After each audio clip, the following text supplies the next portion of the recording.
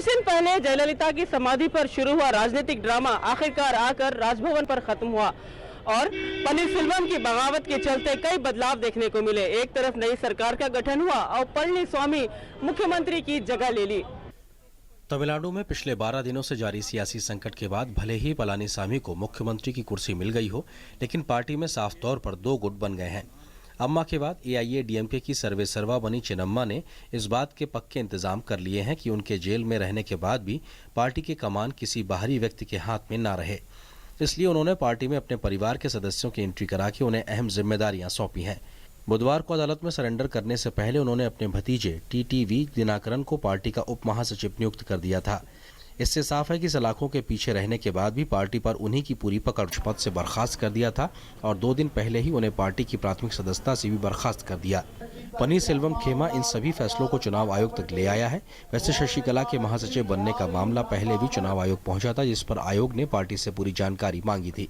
पनीरसेल्वम ने कहा है कि वो जनता के बीच जाके लड़ाई लड़ेंगे और अम्मा के सपनों को पूरा करेंगे। विधायकों को शक्ति परीक्षण से पहले अपने विधानसभा क्षेत्रों में जाकर जनता की राय लेनी चाहिए और फिर यह तय करना चाहिए कि वो किसे समर्थन करें। मैं अम्मा के सपनों की सरकार फिर से बनाऊंगा और उनके मिशन को पूरा करूंगा। तमिलनाडु में सत्ता संघर्ष की ये कहानी जयललिता की मौत के बाद शुरू हुई। उस समय तो पार्टी ने पनीरसेल्वम को विधायक दल का नेता चुनकर मुख्यमंत्री की कुर्सी सौंप दी, लेकिन शशिकला खेमा शांत नहीं रहा। जल्द ही शशिकला को पार्टी के महासचिव की कुर्सी दे दी गई। मामला यहीं नहीं रुका। 5 फरवरी को जब बीके शशिकला को अन्ना द्रमुक के विधायक दल का नेता चुन लिया गया और कार्यकारी मुख्यमंत्री ओ पनीरसेल्वम ने अपने पद से इस्तीफा दे दिया, तो शशिकला के तमिलनाडु के मुख्यमंत्री बनने का रास्ता साफ हो गया था। मगर उसके 2 दिन बाद पनीरसेल्वम ने यह कहकर विवाद पैदा कर दिया कि उन्हें इस्तीफा देने पर मजबूर किया गया था।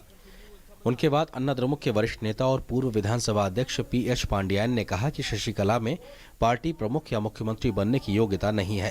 उन्होंने यहां तक कहा कि जयललिता की मृत्यु में शशिकला का हाथ है और उसकी जांच होनी चाहिए। इसके बाद दोनों खेमों में सत्ता संघर्ष शुरू हो गया और बहुमत के लिए दांव-पेच भी तेज हो गए। पार्टी के कुछ वरिष्ठ नेता शशिकला का खेमा छोड़कर पनीरसेल्वम के साथ खड़े हो गए। इस सबके बीच पार्टी काडर में भी पनीरसेल्वम का समर्थन बढ़ गया। शशिकला कभी सक्रिय राजनीति में नहीं रही। जयललिता उन्हें पार्टी में लेकर जरूर आई थी, पर ना तो उन्हें कभी चुनाव लड़ने का मौका दिया और ना पार्टी में कोई अहम जिम्मेदारी सौंपी। जब भी जरूरत पड़ी उन्होंने पनीरसेल्वम को अपनी जगह सौंपी, चाहे वह आय से अधिक संपत्ति के मामले में पद छोड़ना पड़ा हो या फिर अस्पताल में भर्ती होने के बाद। लेकिन अब जया के जाने के बाद शशिकला का करीबी होने का फायदा पलानीसामी को मिला है और वो सीएम बन गए हैं। देखना यह है कि पनीरसेल्वम खेमा क्या पार्टी को एकजुट रखने में मदद करेगा या फिर जया के बाद पार्टी टूट जाएगी। चेन्नई से आयशा खानम के साथ news night desk, DD news.